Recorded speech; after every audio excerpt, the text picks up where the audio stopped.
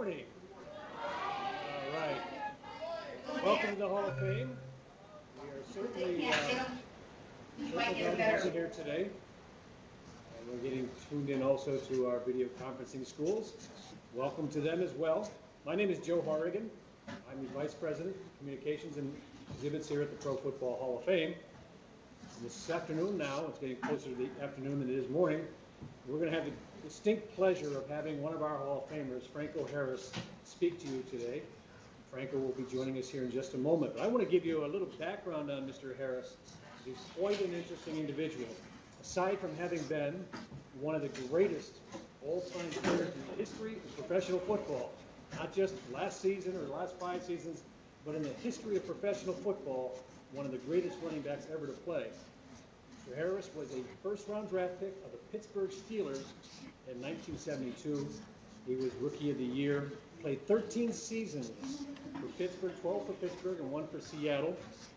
And he was the fourth rookie in the history of this game ever to gain 1,000 yards in his rookie season, which is an amazing achievement. First of all, it's very difficult to break into the starting lineup as a rookie. But then to go ahead and become the leading rusher or rush for 1,000 yards, that's almost unbelievable. I'm just going to remind our video conferencing schools, if you could mute your mics during the program, then we won't have feedback here. Okay, if we can mute those mics, that'd be appreciated. Thank you. Also, Franco, as I was just telling you, gained 1,000 yards as a rookie. He gained 1,000 yards 8 times during his career. He was the MVP of Super Bowl IX, rushing for 158 yards. Now think about that. Rushing for 158 yards is tremendous accomplishment in and of itself. But we're talking about in the Super Bowl. There is no more high-pressure game than the Super Bowl. It is the two best teams playing each other, best players against the best players, and he still managed 158 yards and was MVP of that game. Some players have signature plays in their career and maybe are better known for one play than the entire career. Sometimes that's true. Franco has a signature play that may be the most famous play in the history of professional football, simply referred to as the Immaculate Reception. And that was in 1972 when the Pittsburgh Steelers, as Franco will tell you later, not necessarily a great team when he joined them, went to the playoffs for the very first time in their history since 1933 when they began. They'd never been to the playoffs until Franco Harris arrived, and on the very last play of the game, rescued the team from defeat against the Oakland Raiders to win that game and go into the playoffs, as I say, for the first time in the long storied history of a franchise that is now considered one of the greatest franchises ever. When Franco retired, he was 3rd all-time leading rusher in the history of the game. Now, the NFL began in 1920, so to be the 3rd best running back in terms of numbers of yards gained in a career, think about how great that is. If we could do as well in our lives in something, anything, we'd be very proud of ourselves. We're very proud of Franco. When he retired, he had rushed for 12,120 yards and 91 touchdowns. These are all remarkable numbers for anybody for a career. But Franco's career in pro football isn't the only thing he's done. Obviously, men retire at a young age from pro football. 13 years was a very long career. But when he retired, it just didn't end. Franco went into the private sector and became a very successful businessman, owning his own company. And he'll tell you a little bit about what that is, but he deals in health foods. And as you can see, he's pretty healthy. But all of what Franco did is the result of hard work, determination, perseverance, overcoming obstacles, understanding what those obstacles are, and understanding how to achieve greatness. We're very proud of him. He was elected to the Hall of Fame in 1991, and we're very proud to have him among us here at the Hall today. So before I introduce you, I'm going to introduce him to you. I'm going to show you a brief video clip of his career.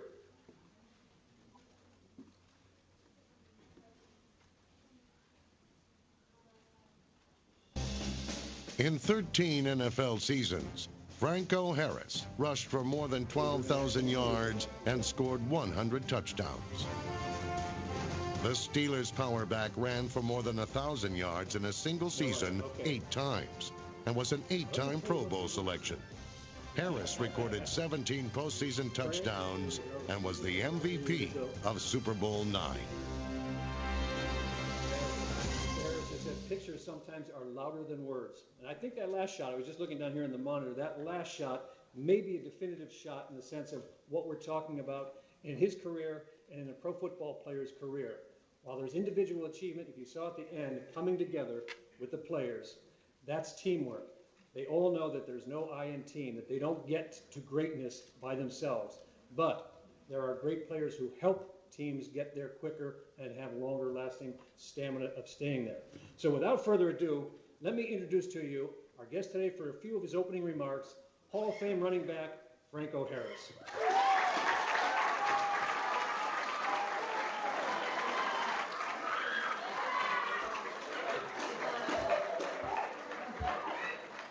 Hello, good morning. All right. How many Steeler fans we have in here? All right.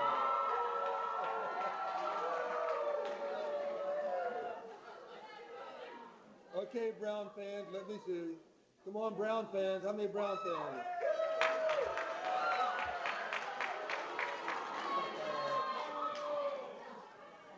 Okay. Well, you know what? It's great being here. I never thought that my journey would be so wonderful that I'd have a chance to be here in the Pro Football Hall of Fame as an inductee, and also here to just say hello to you and have our discussion today. Well, my journey started in high school when I really got into football and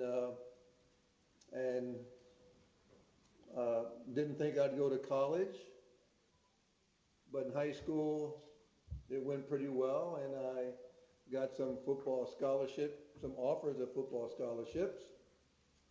And back then, I graduated high school in 1968. Okay, so back then, when you had a college entrance exam for football players, it was a one-sentence test. I'm not sure what you guys have to go through today, but I'm sure it's more than a one-sentence test. And that one-sentence test was, Old MacDonald had a blank. That's pretty tough for a lot of us guys. So there were a couple of linemen in front of me, and the one guy said to the one other guy, well, what's the answer? And the guy said, I can't believe you don't know the answer. No, what's the answer? I said, well, the answer is farm. I said, okay. So a few seconds later, he asked the guy, well, how do you spell farm? The guy said, I can't believe it. No, help me out. How do you spell farm? And he said, well, it's spelled E-I-E-I-O. So, well, as I'm sure you know, those guys did not get into Penn State, so I'm sure they went to Ohio State, you know, and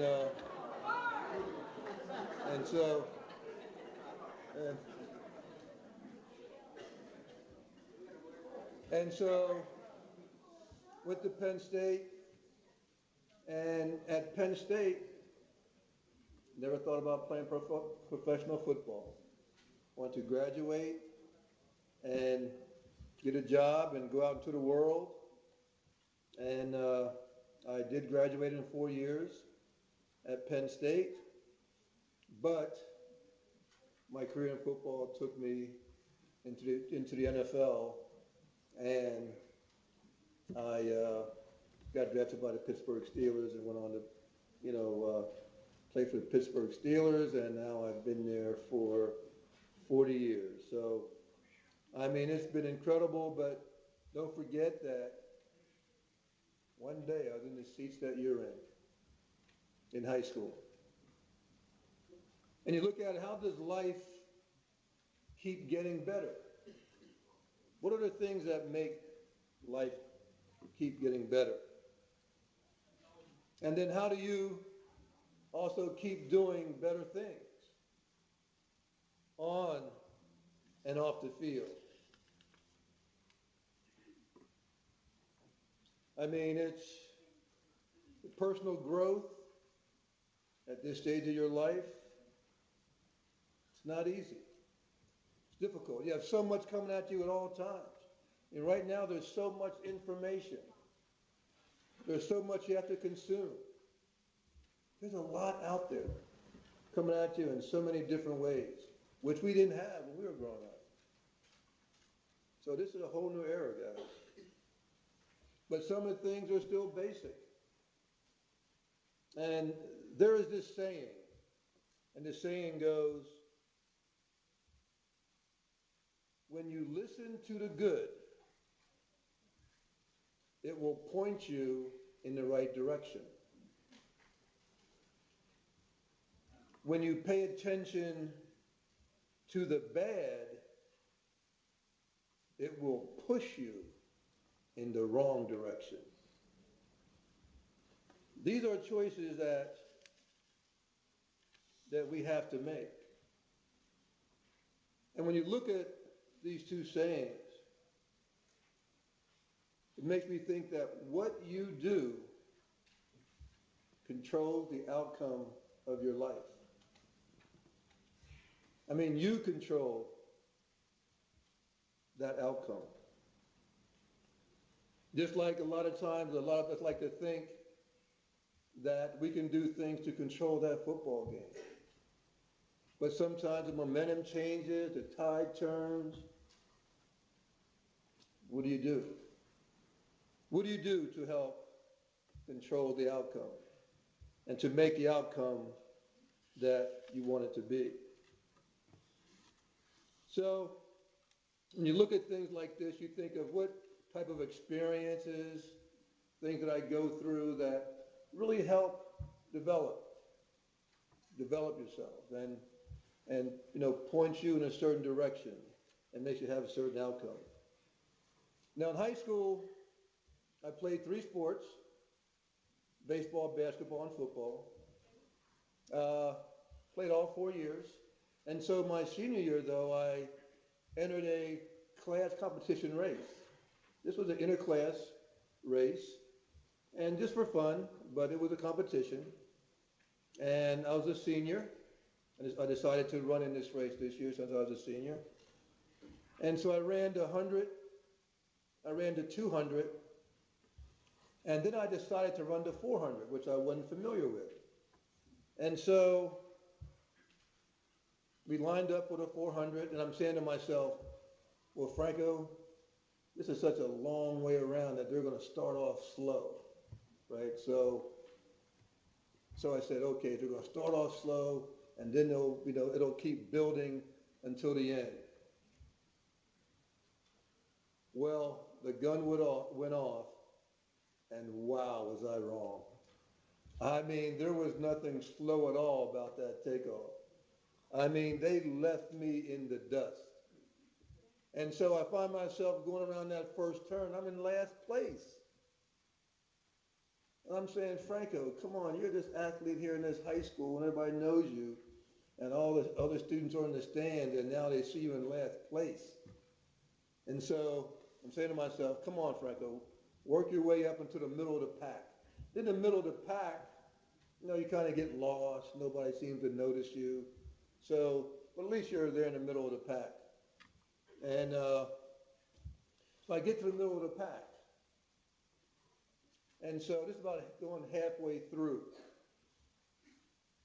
And so I'm in the middle of the pack, going into the halfway mark. And I say, well, Franco, start working your way up to the front of the pack. That's just what I said. You're in the middle now, but work your way up. So once again, I really push myself, and I get to the front of the pack, and guess what? I see another guy 10 yards ahead of the pack who I didn't see while I was in the middle of the pack. I didn't see that guy that was way up there because I was in the middle of the pack. So now I'm in front of the pack. I see this guy 10 yards ahead of me going into this around the last turn on the track. And I say to myself, well, Franco, our class, we're definitely going to win win the whole track meet. And I said, so it's not bad coming in second. So as I'm running, going around that last bend, I say, nah, Franco, go ahead and try to win this. And so I tell you what, I mean, I was tired, my legs were tired, I was pushing, now you're standing up straight like this, running, and we're going around, went around that last bend, he's still ahead of me, and I'm closing it, and then right at the end, I leaned forward and I won the race. And I fell to the ground and didn't get up for 15 minutes. That was, that was a tough race. But I won that race. And one thing I always ask myself, and I really have asked myself since then, is that what would have happened if I would have come in second? Would my life have changed? Would things be different in my life if I would have come in second? I guess we'll never know. So, with that, I guess we will get into some discussion, and I look forward to our discussion and a lot of interesting things that we'll be able to talk about. Thank you. Thank you.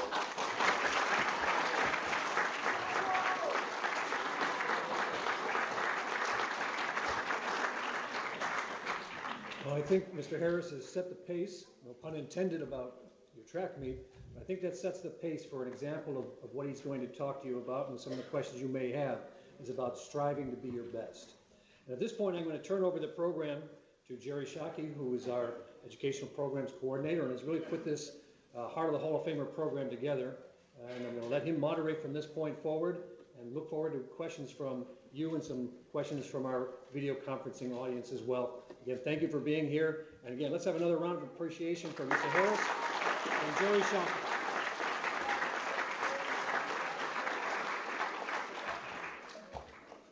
Thank you, Joe. And let's give a round of applause to VP of Communications, Mr. Joe Horrigan.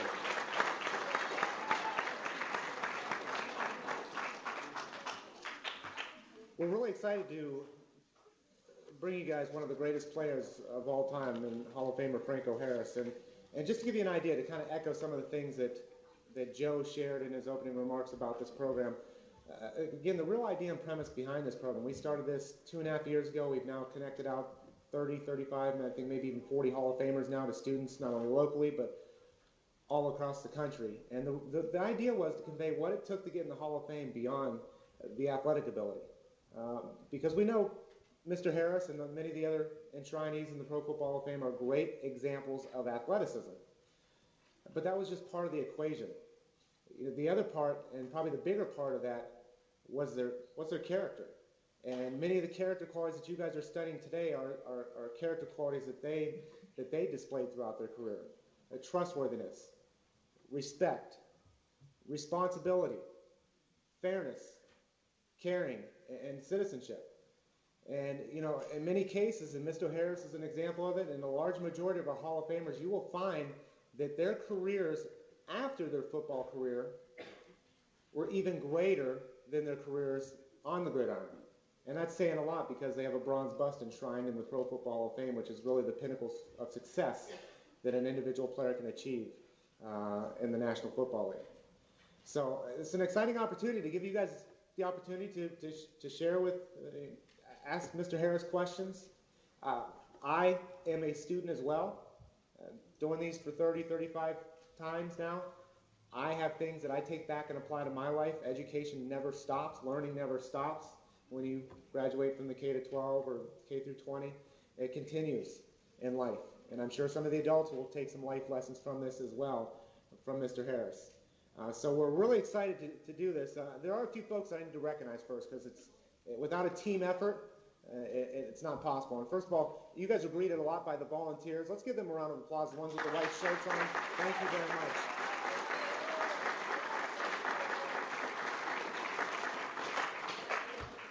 And we have to thank our AV and web staff in the back there with the cameras. Thank you very much for covering this today.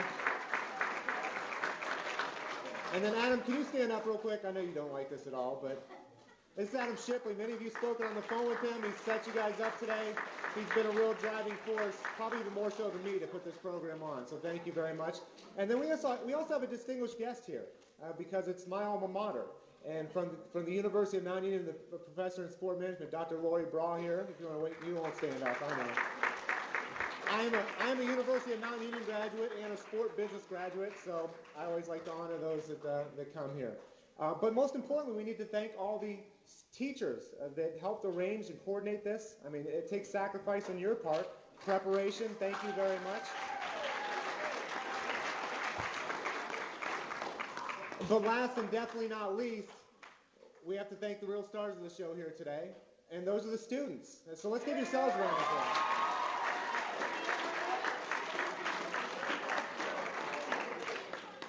I would like to recognize, and I do see that, I think my friends there, I think that's Post Oaks. That's always my favorite. I like to be on the big screen there. I always put my hands up there. So, in Virginia. So, in case you guys realize, we do have a national audience tuning in. Some of you might have video conferencing in your school districts.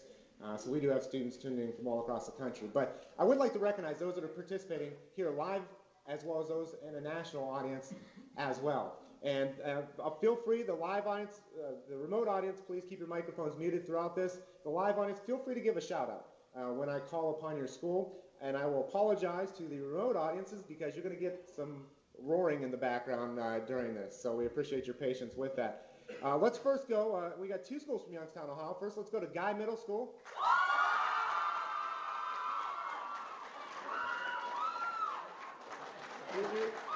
We're close over to Mr. Harris's neck of the woods being Youngstown, so thank you. We appreciate your enthusiasm. I think we have Chopping Career and Tech Center here.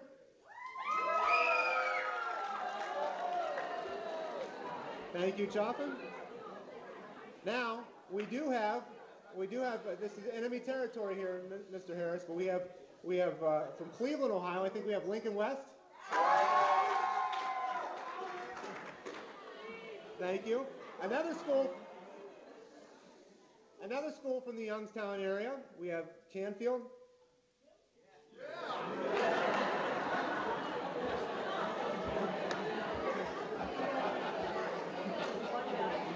We do have folks from Canton City Schools, Lehman Middle School here. Thank you, Lehman. And then last but definitely not least, we're going to head back to Cleveland here for a minute, and Washington Park Environmental Studies Academy. Representing. Thank you very much. And we will ask you guys just to keep in mind, not only for the interruptions with the live audience, but also we do have a national audience tuned in here. So if we can eliminate the background noise, that'd be greatly appreciated. Thank you very much. Thank you. Now, I also need to recognize those schools that are tuning in by way of video conferencing, and keep your microphones muted, but we know that you're there. We can see it flipping through the screens, but we would like to recognize and let the students know here where we have students connecting from all across the country. And we have all the way from Hanford, California, we have Kings River Hardwick. Sidman, PA, we have Forest Hills Elementary. Parlin, New Jersey, we have Samso. Newark, Ohio, we have Newark Digital Academy.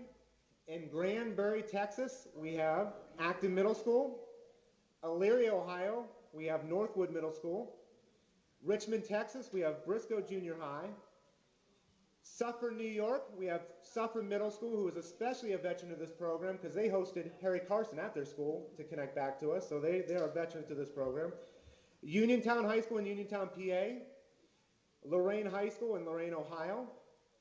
RT Cream Family School in Camden, New Jersey. And I know RT Cream's doing something very special there today. Not only do they have their students, but they have all their fathers there with them as well as a part of that program. So thank you, RT. We appreciate you guys tuning in. And the last but definitely not least, veterans to our program as well, we have Post Oaks Middle School. So we appreciate all those schools tuning in through video conferencing technology.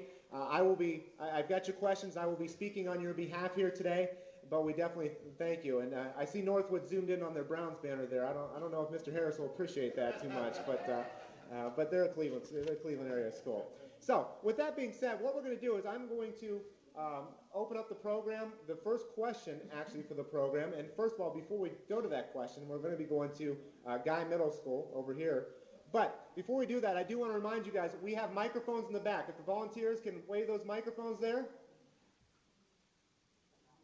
Okay. And just to let you guys know, we do have a distinguished guest that just walked in the back, Bill Allen. No, but next to him, Pro Football Hall of Famer Alan Page. Let's give him a round of applause.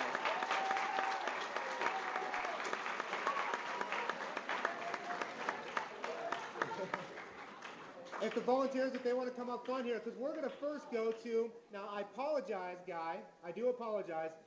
Is it Khadijah? You have a question about character qualities? Khadijah, where are you at? Make sure you speak clearly in that mic, hold that microphone very close to your mouth and speak very clearly into that. My question was, what character qualities do you believe it takes to be successful in all areas of life? Great question. When you look at what makes you successful in life, there is really no one ingredient. To me, it's a combination of things. There's a combination of people and a combination of experiences. And it's really what you get out of those experiences and relationships. When I talked about that race and the story I told you, I mean, it is true. I mean, that's an actual race that happened, and it's actually what went through my mind at that time.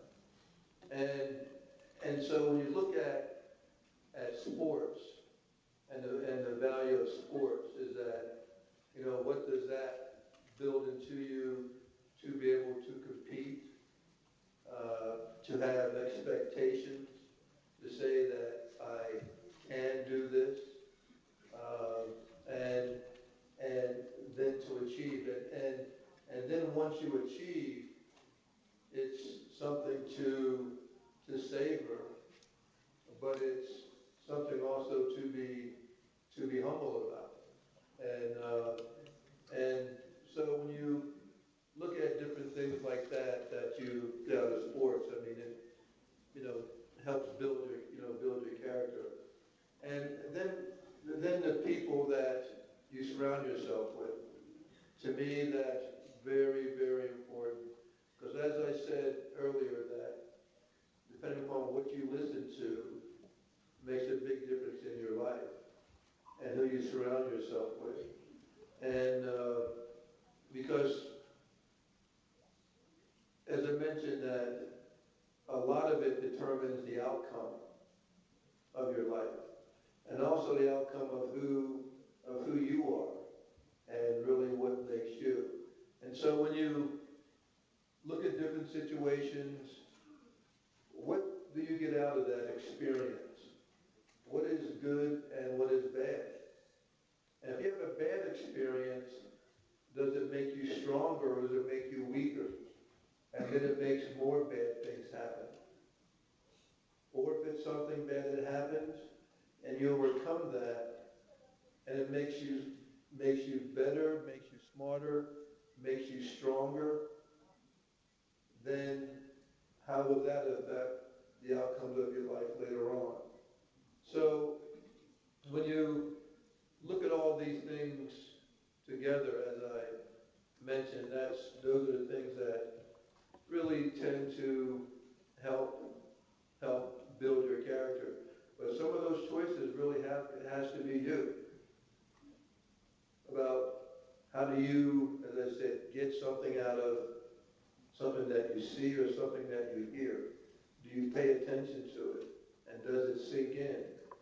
Do you absorb that? And then when you have so much negative stuff around you, can you find a way not to absorb that? Can you push that out? Because we all go through life that way, and I'm very lucky because where I grew up, there were a lot of bad influences, and one day I just said, hey, this is not what I want in my life.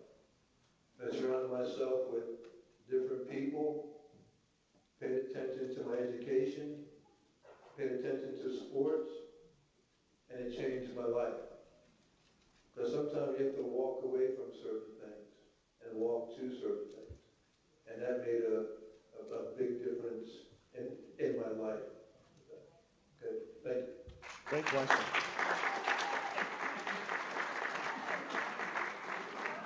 This is kind of an interesting question, so I'll go to a student at Lincoln West High School here in our live audience, and then we'll go to some questions from the video conferencing audience.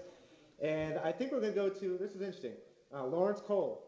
You have a question? You remember your question there? Oh, wait, let's wait for the microphone here so you can speak up clearly. During your playing days with the Cleveland, which Cleveland Browns did you have the most respect for, both on and off the field? Which Cleveland Brown player?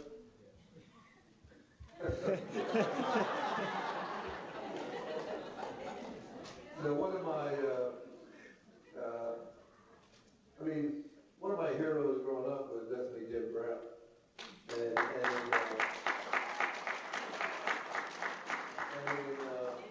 And in high school, I won number 32 because of Jim Brown, and so on the field, he, I guess, was the first Cleveland Brown player that I paid attention to. And then we know later on in life now, we know that he's very involved and got involved with gang violence and a lot of other things out in the community. So he was the first player. What happened, another player that I really admire is Paul Warfield.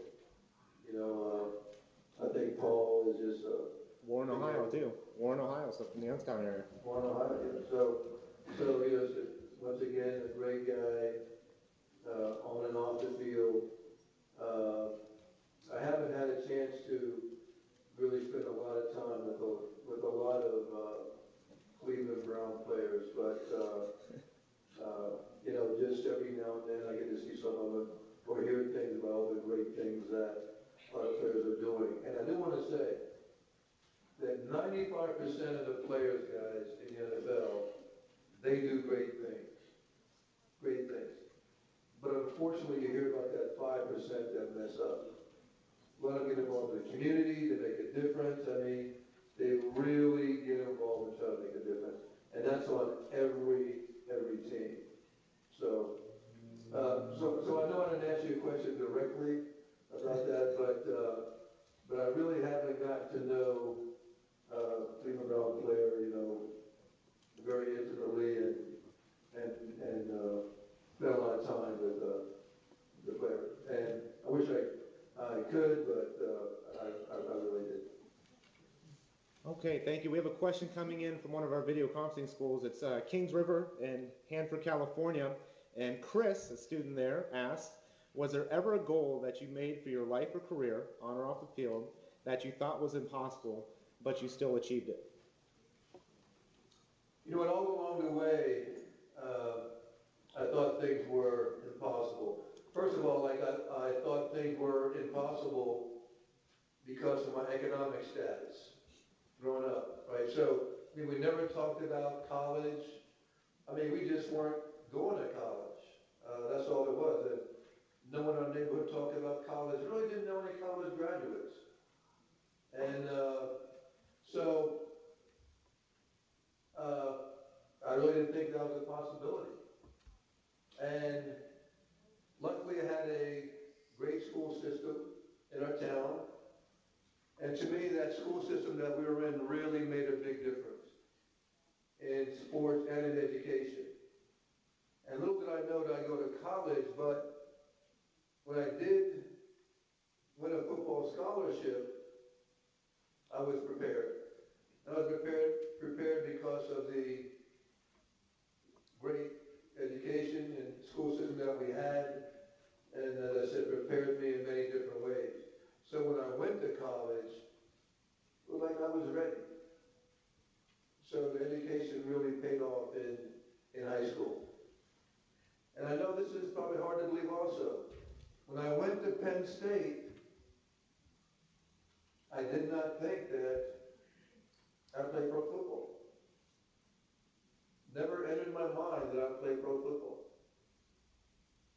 I mean, even my senior year at Penn State, I really didn't think it was still a possibility. It's amazing.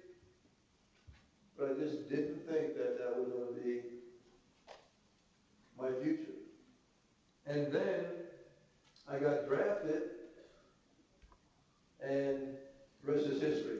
But each step along the way, even though I did not know what was in my future, that each stage I was at, I tried to do my best. And so I try to do my best educationally, and I try to do my best athletically. And luckily I had great coaches and family and teachers who helped develop my character. So along the way, applying myself in these things prepared me for something that I really didn't foresee. But luckily, as I mentioned, that each stage along the way, I did my best, even though I didn't know. And so you never know where that journey is going to take you. You never know what the next step is going to be. But if it happens, are you ready for that opportunity? Are you ready for that next step if it happens? And I think a great, football example for you guys of someone who was prepared and stepped in when the opportunity came knocking, so to speak. How many of you know the name Aaron Rodgers in the NFL? Yeah, somebody said Brett Favre. He followed Brett Favre. He followed, one of the greatest passing quarterbacks or quarterbacks in NFL history, and sat in his shadows for a couple of years. But when that opportunity came, he was prepared and he was ready.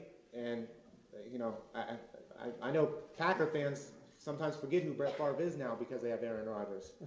So that just goes to his point of preparing yourself and be ready. Let's go to one more from Briscoe, and then we're going to come back, and we're going to probably go to one from Chaffin Career Center right after that. Briscoe Junior High in Richmond, Texas. Will Myers. I'm choosing easy names so I don't mispronounce them. How did good character help you in the NFL? How did good character help me in the NFL? Mm-hmm. Well, really, when you look at character, it really transcends, on the field and off the field. With the character on the field, it's something that other players get to know. And other players, they start to respect certain players.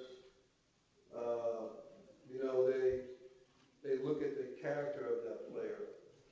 And, so, when you look at it, they know how you are on the field, but also they know how you are off the field. It just takes it to a whole new level.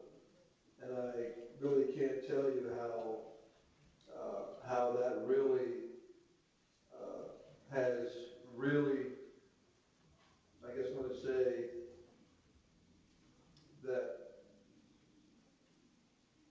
you kind of like that expectation that a guy is accomplishing more than just what he's doing on the field, that he's giving more, he's making a difference. And with that, you kind of respect what he's doing because he's doing more than sometimes that's what's required of this guy. You look at it where, is football just to make money? Is football just to be famous? Or is it supposed to be much more than that? And then how do you make it so much more than that?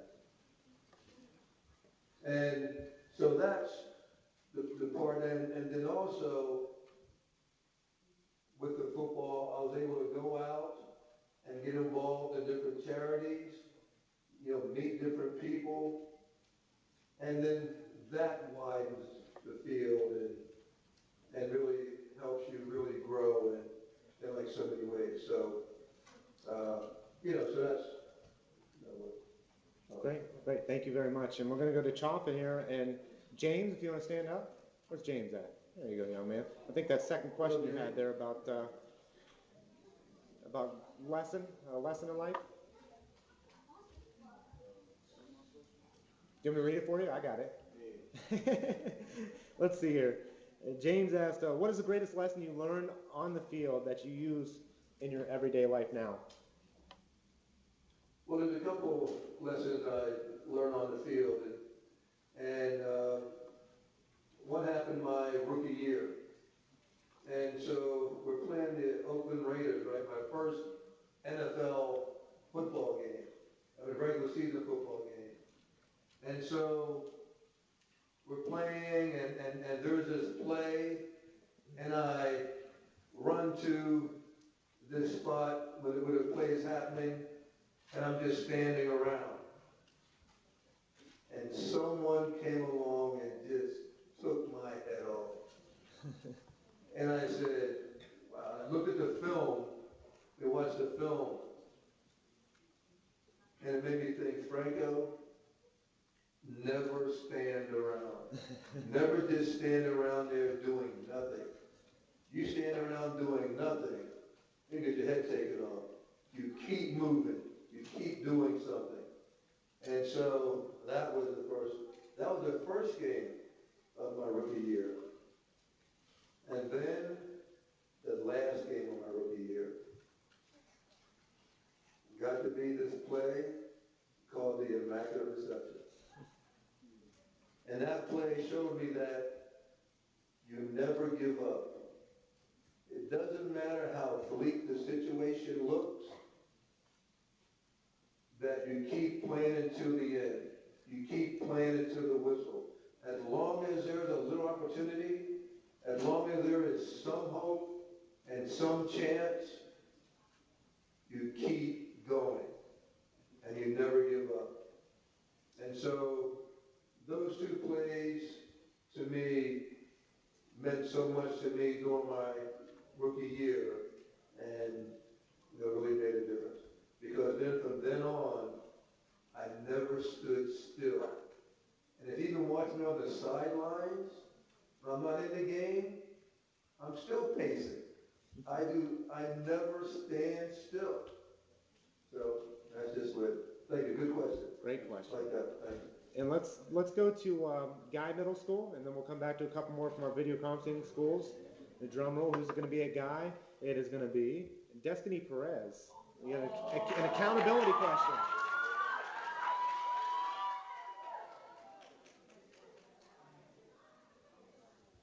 Hello, Destiny. Destiny. Oh, Destiny. Okay.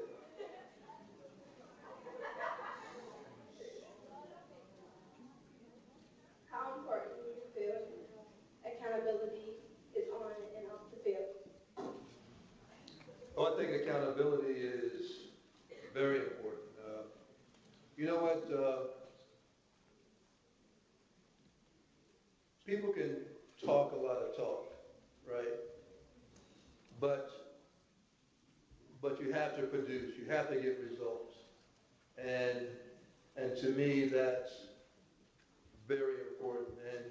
And so on the field, I mean, we're held accountable for what we do. I mean, we have to produce. And if you don't produce, you let your teammates down. You let yourself down. I mean, my teammate is relying on me. I'm relying on my teammate. And that's very, very important. And so my expectations is that they're going to do what they have to do. And they have to think that I'm going to do what I need to do and do my part. So accountability is very, very important. You have to trust each other. I mean, my lineman, I had to trust him to get that block, give me that little crack, so I can do my job. I mean, I depended on people. Then people depended upon me to do what I had to do. And off the field, it's very, very important. And that gets into the part that we talk about, do athletes think that they should be a role model? And should they be held accountable for their actions off the field, things that they do off the field? And there's different feelings on that. But my feeling is that an athlete does have responsibility as a role model. Now, one thing that helped me during my career, that I had a great ball player and a great man give me some very good advice. And his name was Willie Stargell, the great pirate during those 70s, during those great years with the Pirates. And early in my career, he told me, Franco, when you're out there getting ready to do something, no matter what it is, when you're thinking about doing something that's crazy or whatever, he said, always act by thinking that you have your little brother by your side. He said, always remember that. Your little brother is always by your side. And how will you act? And what will you do if your little brother is there? And so I've always carried that around with me. And so what we do off the field is just as important and to be held accountable also. Now, as I said, some ball players say, well, I don't want to be a role model. It's just the parents. No, we want parents to be role models, teachers, coaches. I mean, we want everybody to be a role model. We all have to help each other.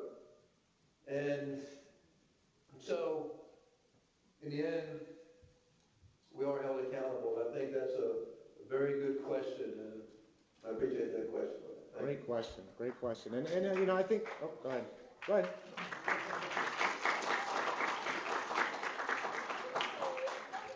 You know, to echo some of the things that Mr. Harris said, you know, that role model role doesn't just extend to professional players. Just even though, I mean, some of you high school athletes out there, know that your middle school students, your elementary students, they look up to you. They look at see the things that you are doing on the field and off the field. So you guys have an impact on the younger people in your communities as well. So don't ever forget that you not only that you are not only playing for yourself, but that you are a role model to the younger people in your communities as well. Let's go to RT Cream in Camden, New Jersey. We're going to go to his home state in New Jersey, and just right down the road. And I really like this question. I should first start off by prefacing that, remember, you have a bunch of fathers in the classroom with the students in there, so be careful how you say this. But how did you start your life off, and who treated you better, mom or dad? That's a very tough question. Well, they're both great parents. My dad was a little bit more quiet. I think my dad he was a good man. And was very quiet, but very strict. Even though he wasn't educated, he said, don't come home with anything less than a C on your report card. And he meant it. Now, probably growing up, I would lean more towards my dad because my mom, being Italian, was always in my face. How could you do that? What are you doing?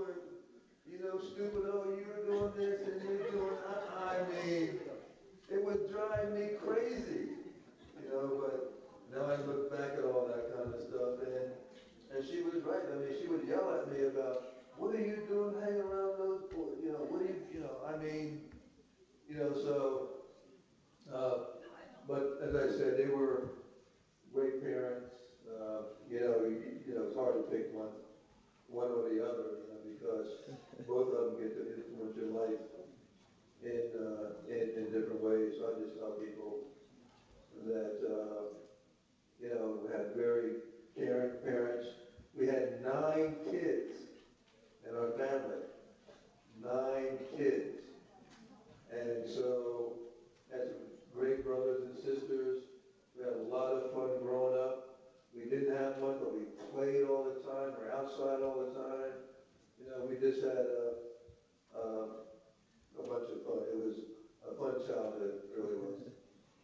we're going to stay in the state of New Jersey because we have another one in Parlin, New Jersey, Samso Elementary, and it kind of goes along with the same thing. Who were you most influenced by, on or off the field, and just in your overall life? Who most influenced you? Well, there were a couple, I'm sure you have your parents, but I tell people that when I was in 7th and 8th grade, we had a middle school, and there was this one teacher there that really got us involved in doing things around the community. And here you are thinking, okay, well, we're not well off, and then you find out that there are families and kids that are worse off than you are. And it's like, wow, okay, so, that comes as a surprise sometimes, because sometimes you think, wow, I have it bad, until you see that someone does have it worse than you. So this teacher got us involved in doing things around the community, and, to help other people, but then he also did things for us to help ourselves. He had us raise money so we could have our own dance, raise money so we could go on a field trip. So that was very good at that stage in my life where, when you do things to help other people, but you also do things to help yourself. And so that was this good experience for me at that time. And then all along the way, I had good coaches. Great coaches in high school. I tell people that my freshman year high school coach, Mr. Petrillo, ex-Marine, so this is your first time playing football and especially at this level. And so growing up, you never worked out all that much. You never got ready for the sport. You just kind of showed up in a way back then. And he killed us. He worked us and give me one more. And you feel like you couldn't give another one, and he would drive you and say, give me one more. And I look back and I say, man, how did I get one more? But you did. And our freshman team was undefeated, and high school we had great coaches through high school. And then also I was able to play with a great coach, Bill Paterno, at Penn State. And his thing was academically, athletically, and character. And that was very important. Great coaches there. So, those were really developmental parts of my life, and had some really good coaches who really contributed to it greatly. And I think that actually sets up perfectly to the next question from Lincoln West, because it takes it a step further. You talked about your high school and your college days. We have a question from, I believe it's the teacher. Yeah, it's Anthony Simeon. Yeah. Go ahead with your question there about the. Okay, as a fellow Clevelander and a University of Dayton graduate, I would like for you to speak on another UD graduate and Clevelander, Chuck Noll, and his impact on your life. Chuck, was a very quiet guy. And I went to the Steelers. First of all, as I said, they gave me that phone call about being drafted by the Steelers. And so who was the worst football team of all time from 1933 to 1971? Who was the worst football team of all time? It was the Pittsburgh Steelers. The worst team of all time. The bottom. Nobody wanted to go to Pittsburgh Steelers. So when I got that phone call, I said, no. And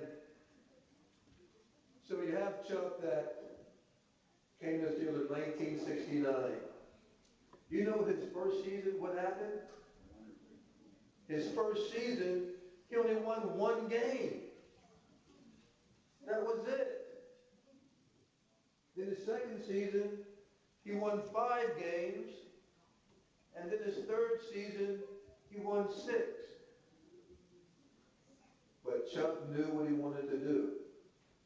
He had his plan. I heard that when in his first year, he told some of the guys, look, a lot of you guys are not going to be here. And the reason is because a lot of you guys don't believe you can win.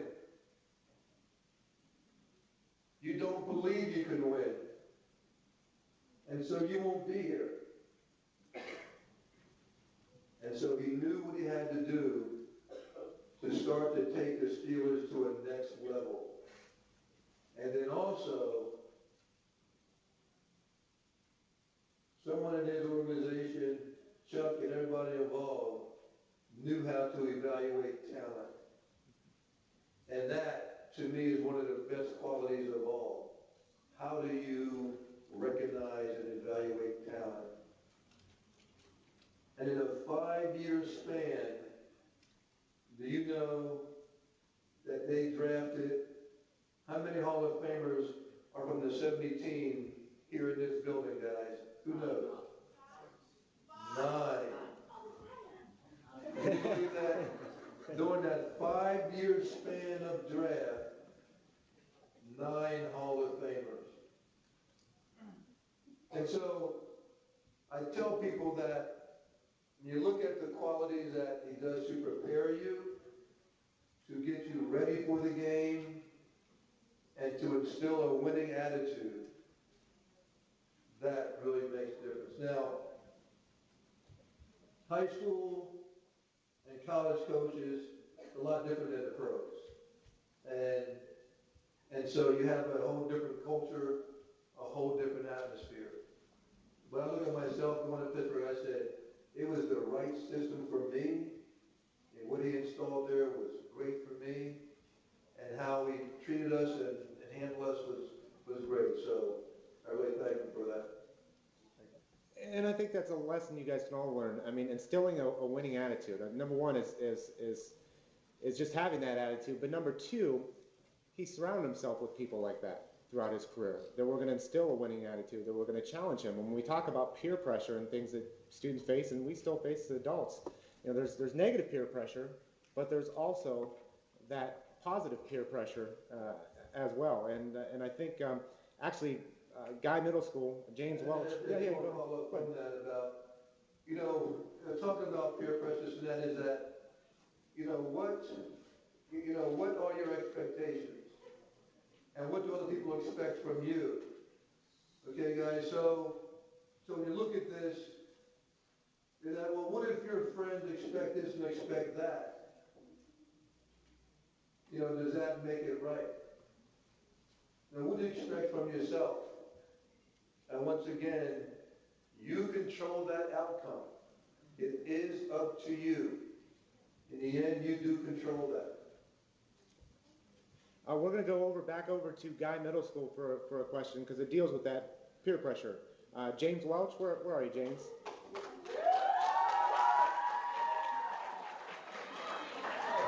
I picked the right one there. I got Steelers stuff on. Yeah, it looks good. As a child, have you ever felt peer pressure? How did you handle it? Well, I think at times we all feel peer pressure about how to act. You know, remember one time in 6th grade that we had a new teacher, and I felt that, other guys around me, that I had to have this act that I was big and tough. And so I remember this teacher, Mr. Marjada, and he just came into town, and he said something to me, and I got real smart with him, and I just really kind of tested him. And he got in my face and backed me down. And so, that's not really something, that you like like the show, but what is interesting is that he took that and he made me stronger by, in class, giving me responsibility. If he left the class, he said, Frank, you're in charge. Now that made me like, all right, I'm in charge, have to do the right thing, have to do that. You know, Franco, help this guy with this particular subject. It's interesting where then I kind of found myself as trying to be a model for the other kids. And, you know, to have that peer pressure work in another way, to show that it just didn't have to be, you know how tough you are and all that sort of stuff. So I know we talked a little bit about this in role models. But listen, guys, there's so much going on these days. There's so much peer pressure, even more than how we had it, because there are different ways to put pressure on people. You know, we talk about all these different communication means today. Things happen very quickly.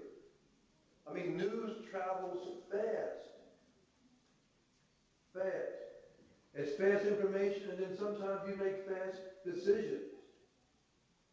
And a lot of times you make fast decisions, it's the wrong one. That's the thing. So it's the whole thing about, as I said, controlling the outcome. About what do you listen to and what do you accept? And you control that. So if you're going to be that person that you feel you influence your other peers, what are you going to do? The person that is the one being influenced, what are you eventually going to do? It's really up to you to really take control and take control of your life and control the outcome. And you'll be amazed at where you can go when you start to do that. Thank you very much. We're going to open up to just, I think we've got time for about 2 more questions just from the general audience. If you want to raise your hand, we'll get a microphone to you. We've got one right there, and then we'll come with I like it when people stand up, ask questions. You know, as I said that. We got one right there for the next one. If you're used to, when you walk in the room or whatever, be in the back of the class because you don't want to be called upon, you don't want to raise your hand, guys, you are missing it. You are missing so much. I mean, be that person that wants to step forward, that wants to be in the front of the class, who wants to answer that question, who wants to be involved. Very, very important, guys. Don't hide in the middle of that pack. Okay, sorry about that. Okay, what's your question? With all the questions of the character building and everything, I'm a huge football fan, and I've heard so many stories of Joe Paterno being a person that instilled a lot of great qualities in people and character building things. And you being a Penn State legend, are these stories true? And with everything that's going around with Penn State right now, would you change any of it? Well, you know, all of us face difficult times. And when you're on, when you're on a pedestal, I mean, when you try to be the best in what you do, there will always be a lot of people that will always try to knock you down. I mean, that will always happen. Now, as far as education goes, Penn State has always had one of the highest graduation rates in any college in the country. And in 2011, Joe's last year, Penn State was ranked the #1 academic football program in the country, beat out Stanford and beat out Northwestern, beat out every college in the country. Penn State, #1 academic football program. in the country. Then you have athletically.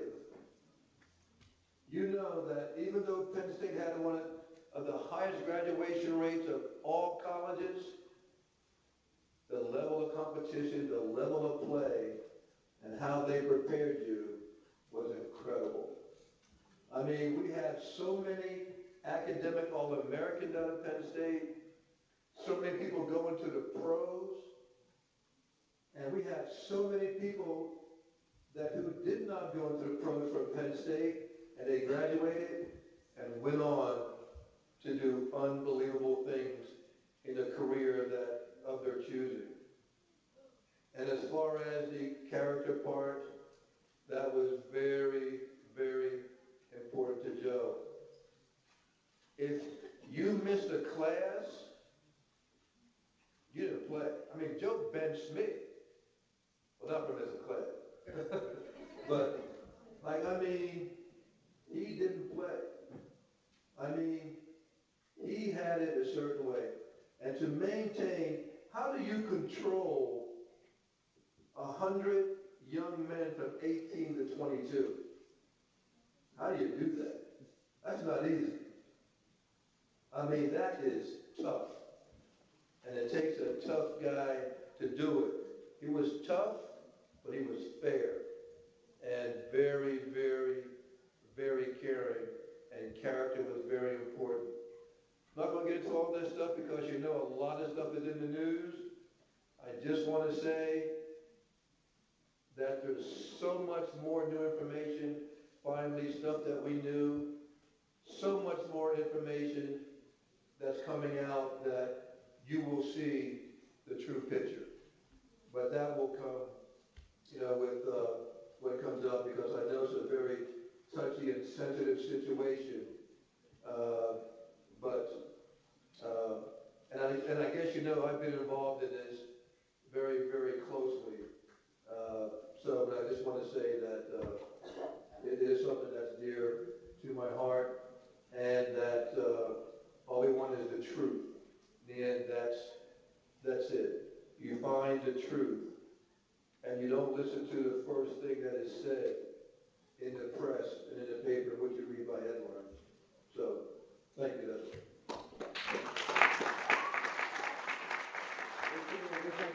We've got time for one more question, then we'll ask for Mr. Harris's closing remarks. What was the most fascinating Hall of Fame you've met? Can you repeat that? I'm sorry, I couldn't hear that. Who was your most fascinating Hall of Famer you've ever met in your whole entire career? Most fascinating Hall of Famer you ever met? Fascinating Hall of Famer. You know what? It really was an honor, one of my first years here, to sit next to Bullet Bill Dudley when, that Steeler went in the Hall of Fame from long ago. I just really enjoyed, sitting a bunch with him and just, talking with him. And because, I love history, and just having a chance to, meet the guys, and when they were running back from Cleveland, Motley, be able to meet him, John Henry Johnson, Brown then became a Steeler. It was great to meet him. These, old-time running backs, it's just a pleasure. These are the guys that really built the league. They made it, they started it to where it is today. There's no doubt that football is the most popular sport that there is. And to know these guys from the past, to be part of this Hall of Fame with these guys, really makes me feel awful proud. So that's a very good question, because whatever, guys, always remember your history. That's very, very important. So, let me see, who in here is great in math? Oh, who's great, man? Okay. All right, who's great in science? Okay. Okay, what about English, literature? It's a smart group in here. I know. You know, okay, you know, so, and then how about history? All right. That's one of my favorites. I watch History Channel all the time. I think that's very, very important. And I just want to say that the history of pro football right here in this hall, I mean, it's just so amazing to go ahead and follow that history. And like, to me, to see the guys that blaze the trail and you know, just makes you feel good. You want to connect to that. So, thank you. Thank you.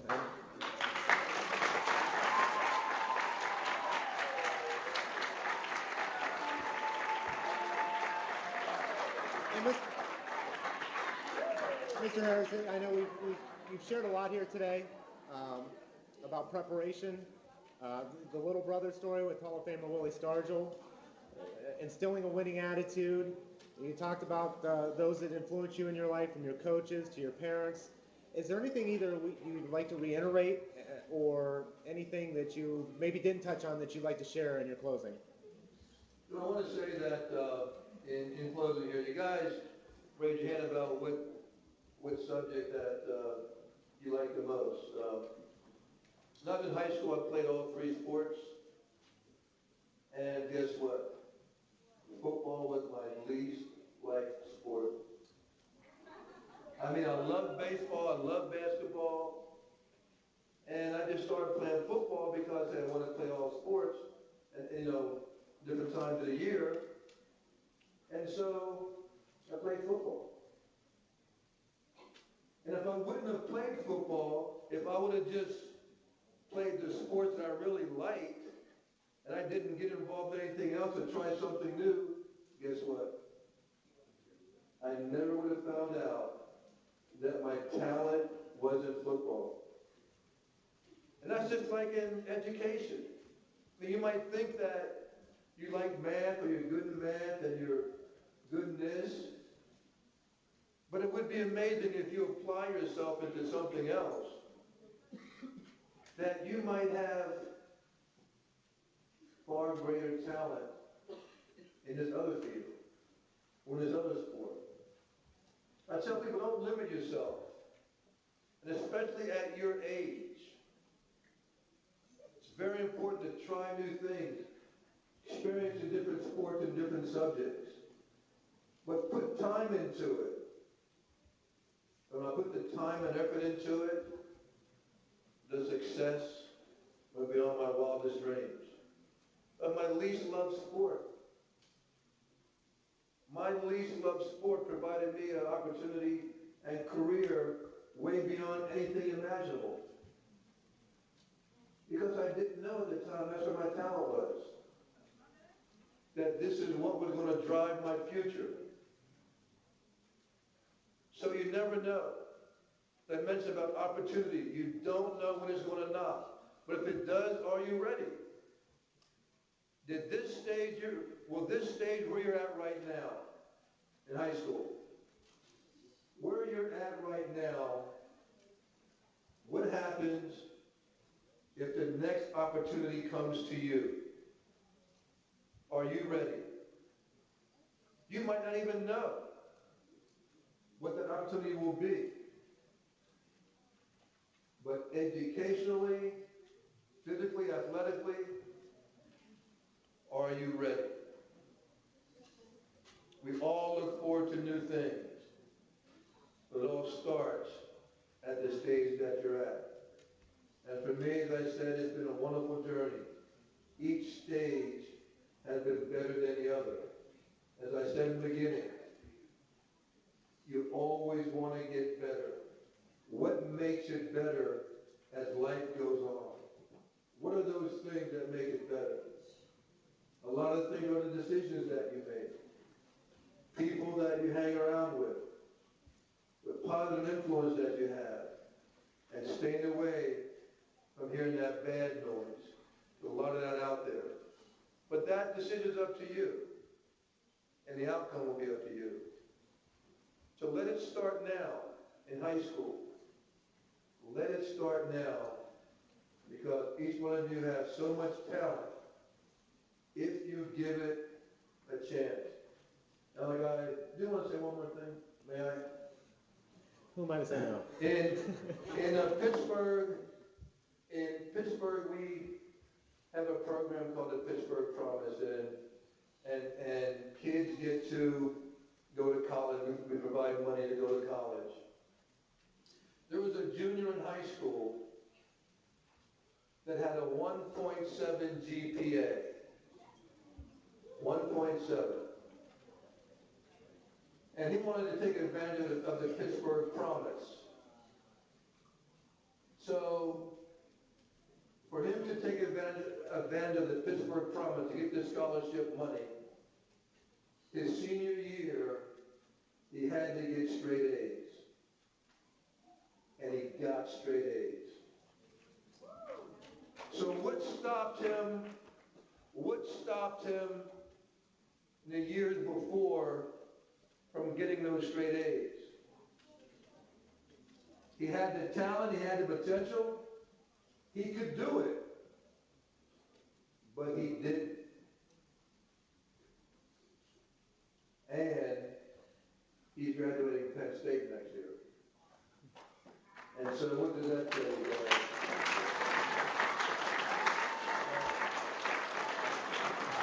Well, he made a decision to change his life. He saw a future and he went for it because the opportunity presented itself. And he made it happen. And it changed his whole life. And there are going to be those life-changing moments that a lot of you are going to have. Because you will have that opportunity. But what will the choice you make at that time, at that life-changing moment? Thank you very much.